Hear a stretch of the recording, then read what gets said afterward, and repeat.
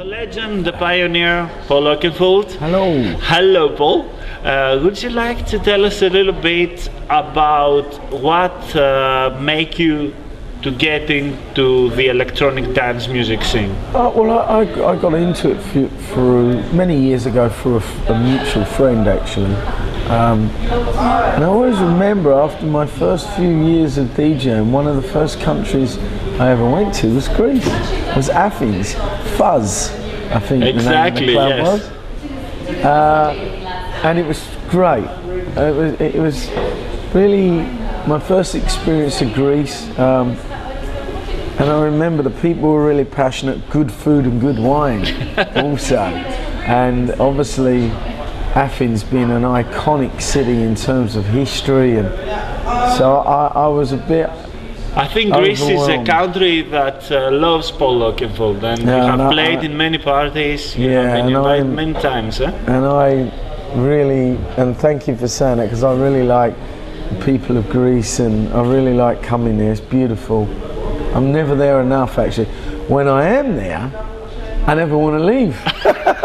That's the problem for many people. Yeah, for sure. This is great. The food is so fresh. And your favorite event until now? I'd like to start off by saying I've been very lucky and fortunate. I've had many, from touring with U2, playing the Great Wall of China, playing the Hollywood Bowl, touring with Madonna, great residencies. I've Las Vegas, when I went there and did the first residency in Vegas and Ibiza, so there's been a few.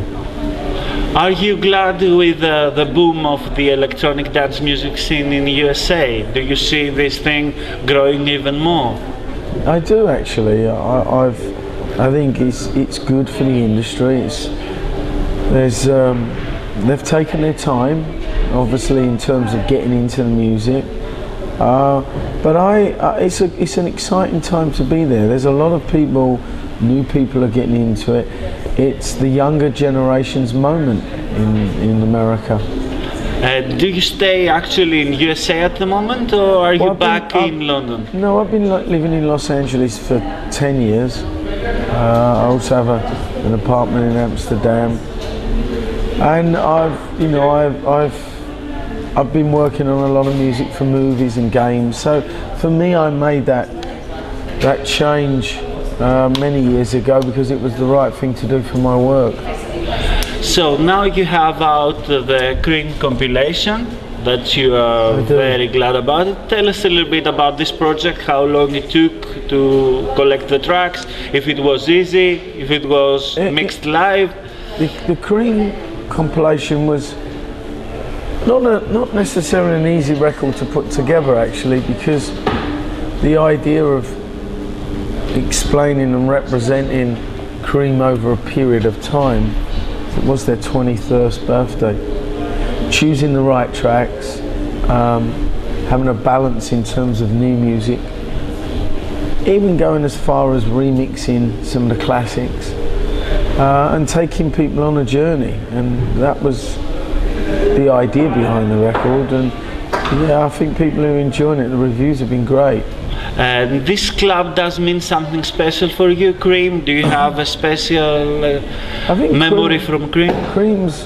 Cream certainly means something special to myself, because I was the resident there for many years. I mean, I've only ever done 4 residencies: Ministry of Sound, Cream, home in London, and the Palms in Las Vegas.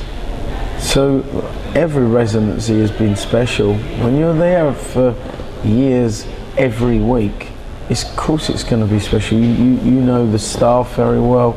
You even know the crowd very well, because the regulars come. It gives you an opportunity. Is there the crowd different from London or the other cities in the UK? Yes, very much so, because in London there's a lot of tourists.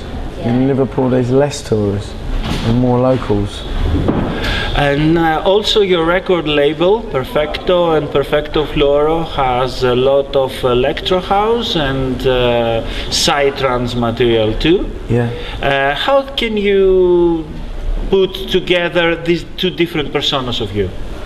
Well, it was pretty easy really. Growing up in England, listening to Radio 1, you're educated by all kinds of music. My father was a musician. I've always grown up listening to all kinds.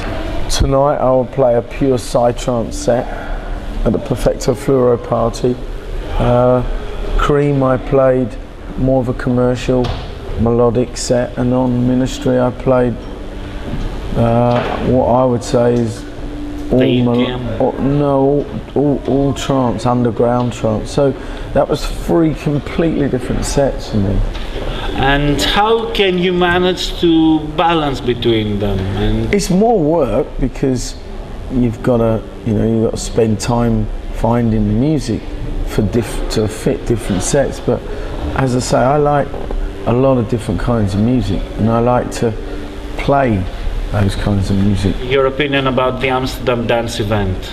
ADE is the most important event, I'd say, when it comes to conferences in electronic music. It's the who's who of the industry are here and taking part and supporting. It's grown over the years. It gives people like yourselves opportunities to meet the bigger DJs, people that have been in the business for many years, whether it's producers, A&R men, owners of dance labels. It's our community in one place from around the world. And in such beautiful city too, eh? Yeah, well, I love Amsterdam. I just ride around on my bike through the canals.